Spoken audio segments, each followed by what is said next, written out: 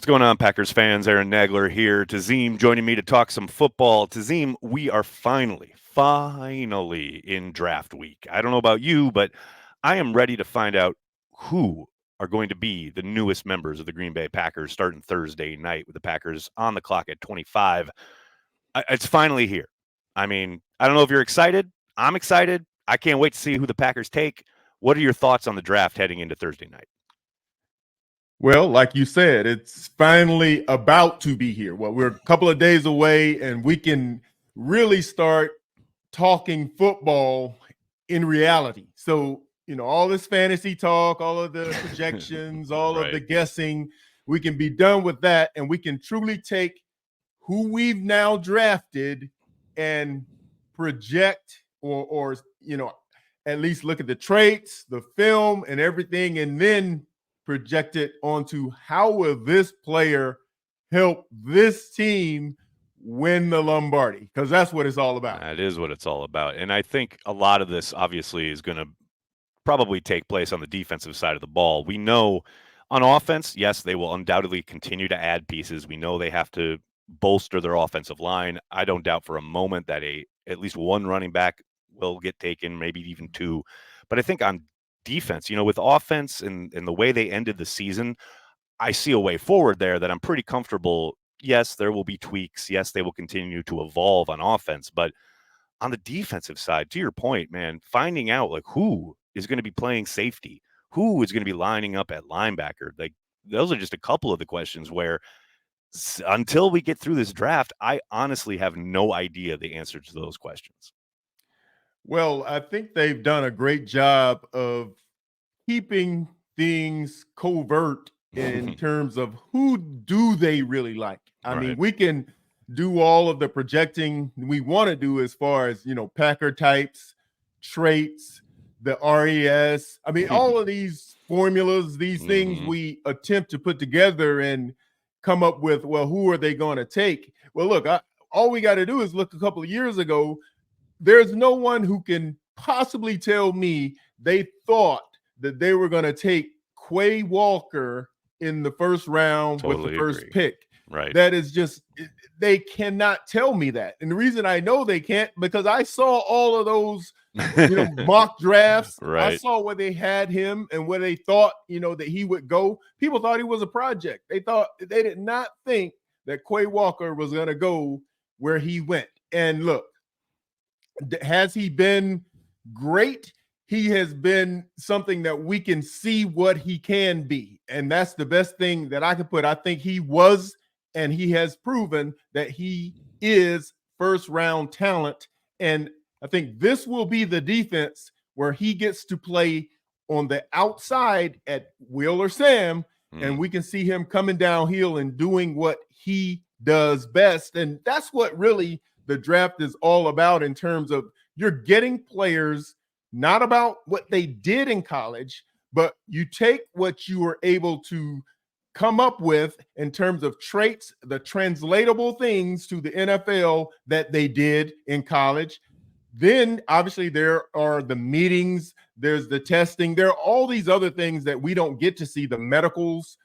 But more than anything, when you're sitting and you're able to talk with a person, think about our own relationships. When you're able to really get into that person's head, and you really need to get into their head. I mean, you need to see them happy. You need to see them a little upset. You need to see them a little disturbed. You need to see them with all these different emotions. How is this person going to survive this highest level of our sport and actually help us win championships? Because it's a different beast when you get to the NFL. And this draft process and all of what's happening, we can't see, we can only guess. I think the Quay Walker example is a good one, especially in light of what Brian was talking about yesterday in his press conference. The And something he's subterfuge. subterfuge, right?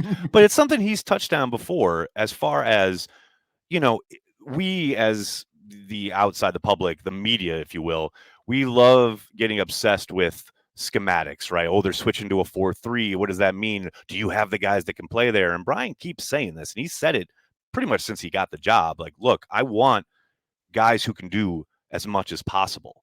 And when you're making that investment in the first round in a Quay Walker, when you make that selection, yes, you have an idea of how he fits in your current scheme, but you do want a guy who is malleable, who is able to do a lot of different things because you never know. Yes, a coordinator might get fired. Your scheme might change. So I want a guy who can do anything that's asked of him. And I think more often than not, that's where Brian usually falls. It's not cookie cutter. It's not every guy, but I think he's shown throughout his tenure, and I think that has only kind of, I'm not going to say improved, but increased throughout his time as general manager. Where, yeah, you want guys who can do a lot of different stuff, and I mean, you can flip it around and look at the tight ends last year, where those are two guys who are pretty dissimilar when you kind of just look at them on paper or even look at their college tape. But man, Musgrave and Kraft, they come along, Musgrave goes down, Kraft steps in that same role, and really the offense doesn't miss a beat. That's a testament to finding good football players who can grow in your program, which is what I think ultimately they want. Well, think about it this way. The rare commodity is the player and his talent, not the scheme. Yeah. And quite frankly, not even the coaches. Yep. There are hundreds of coaches who actually would thousands. I mean, you right. But hundreds who realistically could get it because there is this network of guys who know one another, and they kind of keep it in the family.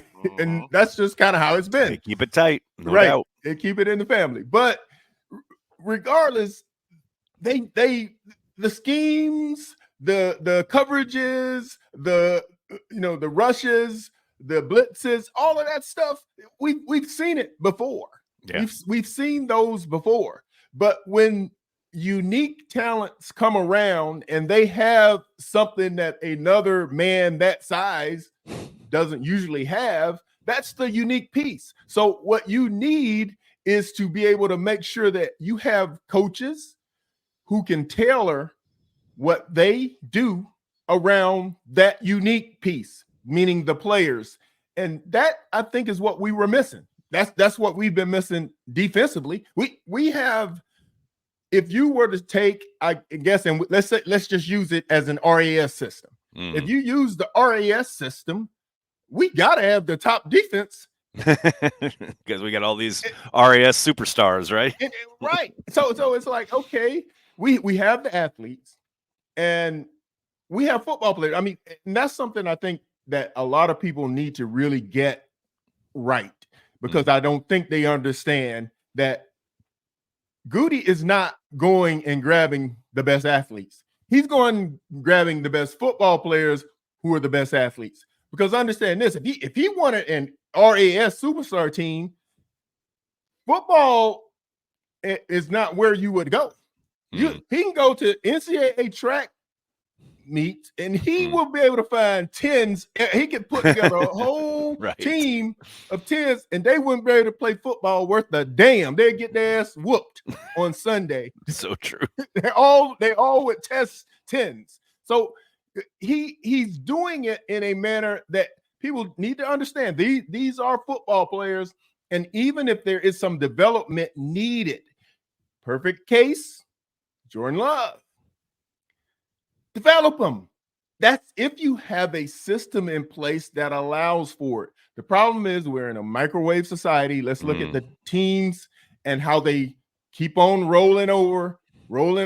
Look, there's no reason whatsoever for the 3 quarterbacks in the draft. What was that? 21 in the 21 draft to already be gone from teams that drafted them. And these guys were drafted in the, what I think the latest of the picks was Justin. Well, Justin was, it was like mid of the draft, like 15 or something like that. I mean, it was early. I mean, it was early. And then the other two were 2 and 3. I mean, you have to have a system in place that allows great athlete football players who need development to be developed. Otherwise, you're going to waste the pick, and then everybody be talking about how the kid is a bust. And I'm going to go ahead and spout it out. Who's the bust? The bust is the system that brought them in. Yeah. They don't More know how often to than not, get it right. especially at the quarterback spot. I mean, look, everyone knows I ain't no Bears fan. I do think Justin Fields is talented as hell, and I do think Chicago did him dirty. Not in the sense that like, okay, he was given time, right? But Mhm, his surroundings changed almost every year, and mhm. there was just no realistic support for him to develop, right? He Right. was very much thrown out there, thrown to the wolves almost. And it's not to bemoan it, like it's Chicago, man. That's what they do. That's what they've always done. It's kind of in their lifeblood. And I hope they keep doing it. Exactly, 100%. Like Caleb Right. Williams, Godspeed, buddy. Look, he'll be a rich man Yes, even he if will. they don't get it right. It's not like he won't be a rich man and he can head on to the Set next himself up spot. for life. Yeah, That's right. absolutely, That's right. absolutely.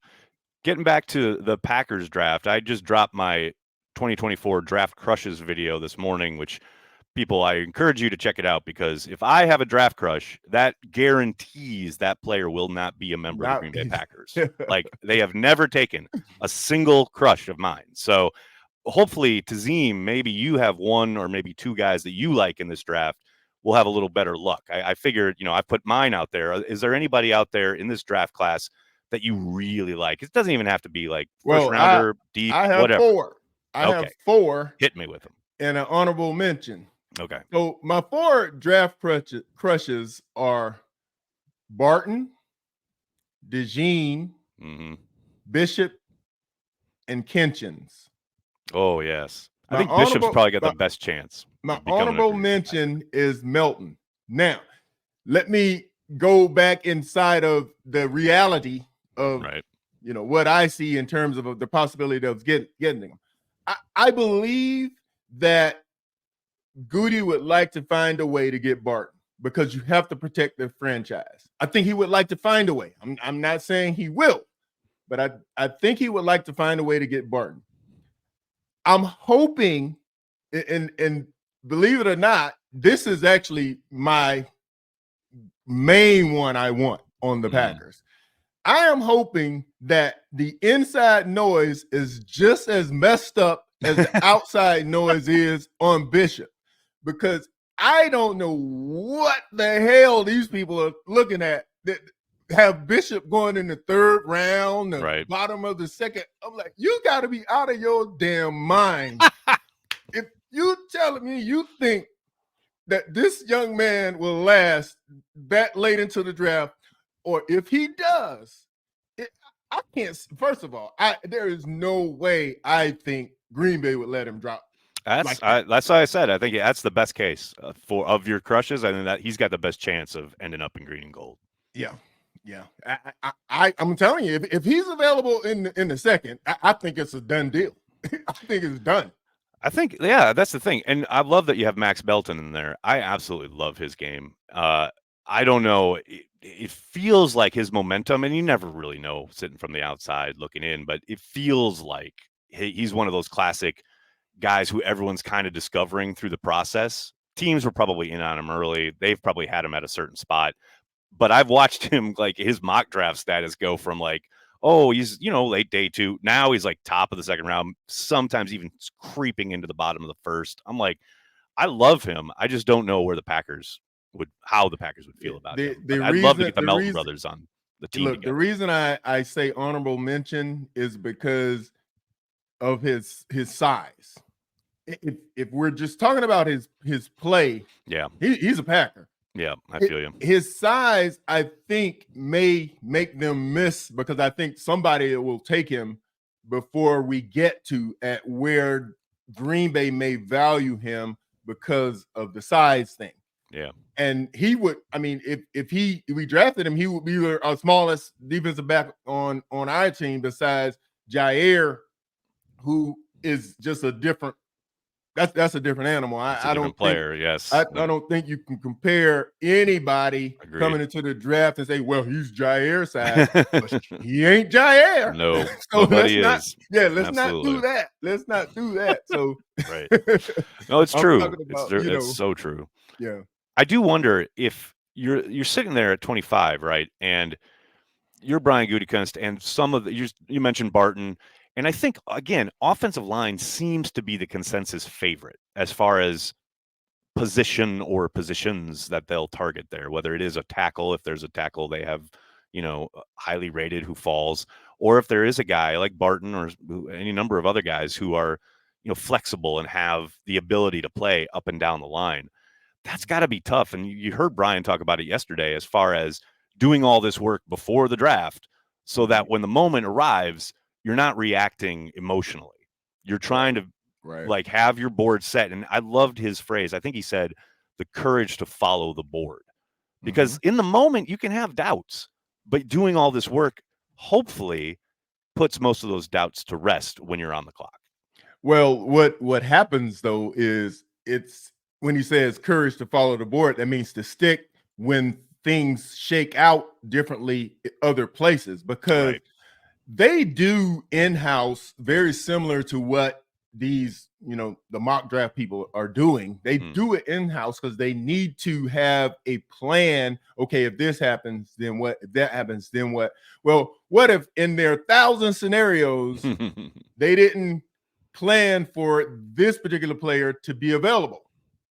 So then you have to make a decision that's not one that you all had already agreed upon, right? Right. And who does it come from? Because let's say that I know Matt, he want to talk about one of the most judicious, head coaches in the history of the sport. he really works well in interviews, but I gotta believe the man has a strong opinion about who he believes will help him win football games. And what I'm saying is, let's say this a particular player, right, who they didn't think was going to be available, he's still there.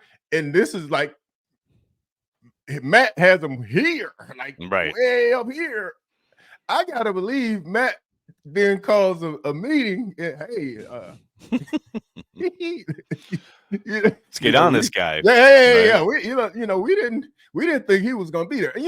And so that's part of, I think, what's that in the process as well, is that okay, you've done all of these mocks yourself, and you've all these scenarios, and you have your dichotomous keys, and you went if this, that, you've done all that. Then all of a sudden, none of it drops that way, and there's this shiny star beside the other shiny star, and you don't know which star you wanna grab, because both of them have you mesmerized. And look, that's a I call it a happy problem. I mean, that's a good problem to have, I think. Absolutely. But it still requires some confidence in your process, discipline. Yeah, absolutely. You got to be able, again, hopefully your board shakes out to the point where I get all the pros and cons for each guy, but my board tells me go this way. You want to be able to do that. It is fascinating to watch, and to your point, things happening that no one expected.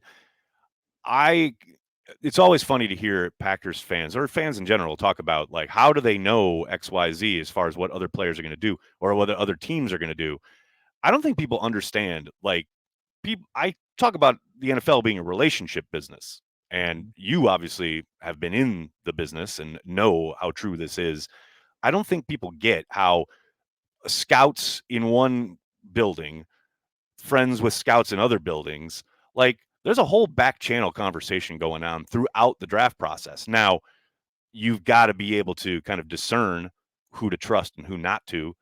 Your boys from back in the day, who knows, like, how your kind of paths have crossed and or come together throughout that time. But there are people you do trust in the league, and they might be telling you, look, if this guy's there, I know we're going to take him, so you guys can plan on that. Like, well, those conversations happen. There's a network. There are multiple networks. I'll put it that way. And it's not so much about whether or not, let's say, can I trust such and such? Well, they're not working off of that level of issue. They're not concerned about trying to see if they can trust something. These conversations have been had, and they will be had on draft day.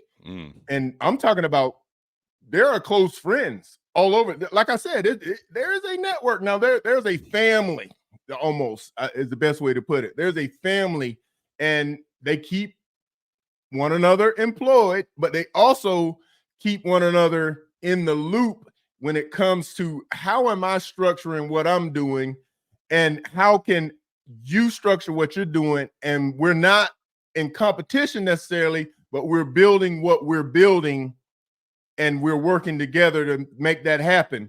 And especially if they share an enemy, if they, right, which happens again, they yeah. do. They Yeah. actually also do that. I mean, I'm not talking out of pocket here. I'm telling you No, the I real know. deal in house, and they will. I mean, they literally will call and say, "Hey, look, we're taking such and such. Hey, who do you like?" And the guy, he'll tell. I mean, they'll say point blank, "We want blah blah blah," and they may be 2 picks later. Oh, okay, well, we got another coming in. 3 picks after you all. Hey, look, if you take him, then we're good. We're gonna take this one. I mean, I'm telling you, those conversations are happening right now, and they will be happening on draft day throughout the draft. Absolutely. That's what I mean. Like, and I don't like, that's what I try to tell fans this, and they, think it's all like cloak and dagger, which it obviously is at some level. But yeah, there are conversations like that happening each and every day, especially during the draft. And that's what's fascinating to me, is like kind of trying to piece together who knows who. That's why I think the combine is so valuable, because you see who hangs. And it's funny now because you get so many coaching staffs not going to the combine. I think teams were like, okay, enough fraternizing. We want to keep this separate as much as we can. Right. Tazim, cannot thank you enough for the time, man. Hope to see you on our draft stream at some point this weekend, Thursday night, Friday night, all day Saturday. We'll be live. Hope you can join in. Thank you so much for the time, man. Hey, man, thank you. Looking forward to it. Go Pack, go. Go Pack.